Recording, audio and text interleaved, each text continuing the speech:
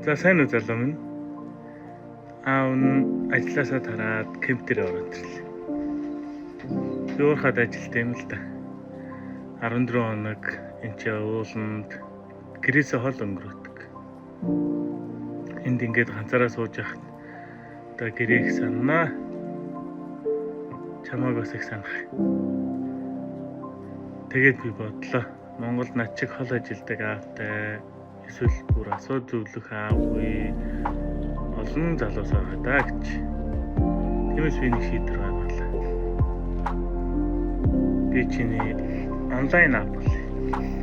Би төгсөн биш л дээ. Гэтэ би чамд амьдралд хэрэгтэй зүйлсийг зааж өгч чадна. Сахлаа яаж зүг босох уу? Зангаа яаж зүг үү?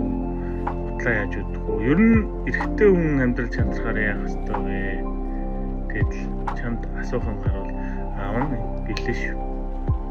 Би одоо хэд хоноод гэртээ буцна. Аав гэртээ очино. Намайг гэртээ ярихаар хоёлоо жинхэнэ эр хүний хичээлүүдээ эхэлцгээе.